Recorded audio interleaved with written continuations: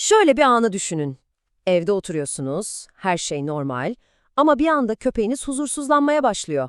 Anlamsızca havlıyor, saklanacak yer arıyor ve aklınıza o malum soru düşüyor. Eminim pek çok evcil hayvan sahibi bu anı yaşamıştır.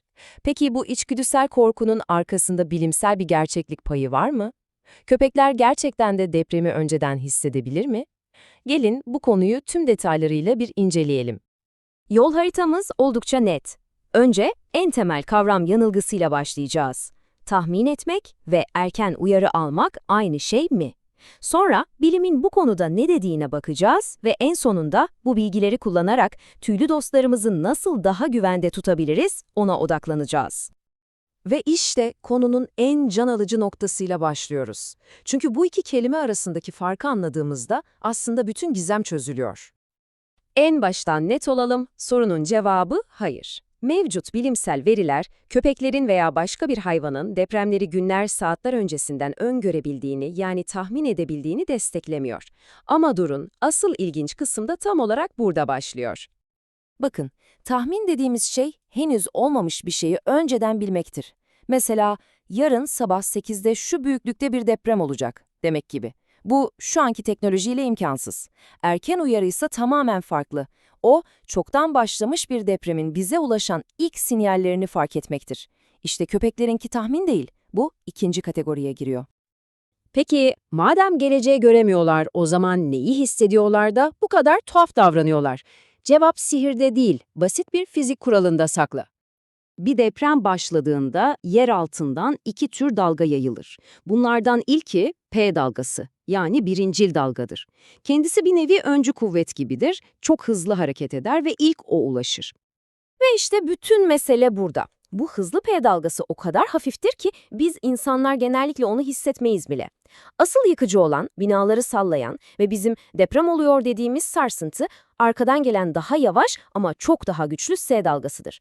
Hayvanların bizden farkı, işte o bizim hissetmediğimiz ilk ve zararsız P dalgasını algılayabilmeleri. Onları bu kadar hassas kılan şey, doğuştan gelen süper duyuları. Bizim duyamadığımız frekanstaki sesleri duyabiliyorlar ve yerdeki en ufak titreşimleri bile hissedebiliyorlar.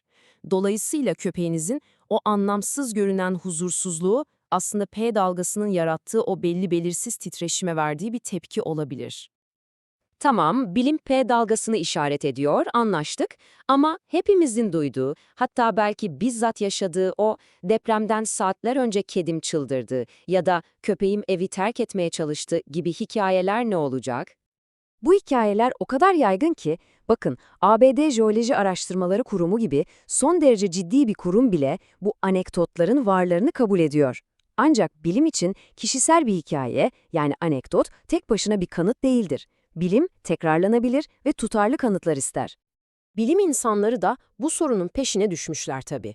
2018 yılında yapılan çok kapsamlı bir çalışmada, dünya genelindeki 160 farklı depremle ilişkili tam 729 tane hayvan davranışı raporu masaya yatırılmış. Amaç, gerçekten de güvenilir bir desen bulmaktı. Ve araştırmanın vardığı sonuç oldukça netti. Evet, ortada çok fazla hikaye var. Ama bu davranışlar arasında her depremden önce mutlaka bu olur diyebileceğimiz tutarlı, tekrarlanabilir bir model bulunamadı. Yani bir hayvanın davranışı güvenilir bir tahmin yöntemi olarak kullanılamaz. İşte bu grafik bence bütün sırrı çözüyor. Grafikte hayvanların garip davrandığı anlarla bizim hissetmediğimiz ama hassas aletlerin ölçtüğü minik öncü depremlerin olduğu anlar karşılaştırılıyor. Ve sonuç ne? Neredeyse mükemmel bir eşleşme var. Kısacası hayvanlar büyük depremi haftalar öncesinden tahmin etmiyor, bizden saniyeler veya dakikalar önce olan o minik öncü sarsıntılara tepki veriyorlar. Peki neden bu hikayelere bu kadar inanmaya meyilliyiz? İşte burada devreye psikoloji giriyor ve buna doğrulama yanılgısı diyoruz. Şöyle düşünün, köpeğiniz bir ay içinde belki 50 defa anlamsızca havlar. Ama büyük bir depremden sonra hafızamız geriye döner, o 50 havlamayı unutur ve sadece deprem günündeki o tek havlamayı hatırlar. Aha bildi deriz. Beynimiz olaylar arasında bağlantı kurmayı sever, bazen olmayan bağlantıları bile. Madem ki artık biliyoruz, evcil hayvanlarımız kahin değil ama inanılmaz hassas birer erken uyarı sistemi, o zaman bu bilgiyi nasıl lehimize çevirebiliriz? Artık mitleri bir kenara bırakıp tamamen pratik adımlara odaklanma zamanı. Tıpkı kendimiz için hazırladığımız gibi onlar için de bir acil durum çantamız olmalı. İçinde en az birkaç günlük mama ve su, üzerinde iletişim bilgilerinizin olduğu tasması, güvenli bir taşıma çantası ve kullandığı ilaçlar mutlaka bulunsun. Sizinle birlikte çekilmiş bir fotoğraf da olası bir kaybolma durumunda onu bulmanızı çok kolaylaştırabilir. Çanta hazırsa 2 kritik adım daha var. Birincisi temel itaat eğitimi. Panik anında gel komutunu dinlemesi onu güvende tutmak için hayati olabilir. İkincisi de teknoloji. Artık P dalgasını algılayıp telefonlarımıza bildirim gönderen mobil uygulamalar var. Hayvanınızın içgüdüsel uyarısıyla teknolojinin uyarısını birleştirdiğinizde o paha biçilmez saniyeleri kazanabilirsiniz. Hadi şimdi öğrendiklerimizi son bir kez toparlayalım ve en yaygın mitlerle gerçekleri şöyle bir karşılaştıralım. Birinci mit, hayvanlar depremi günler öncesinden bilir, gerçek. Bilimsel olarak böyle bir kanıt yok. Genellikle hissettikleri depremden saniyeler veya dakikalar önceki öncü dalgalardır.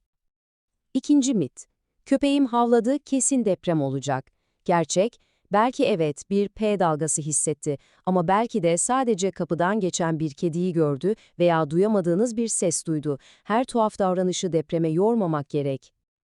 Ve son mit. Erken uyarı size dakikalar kazandırır.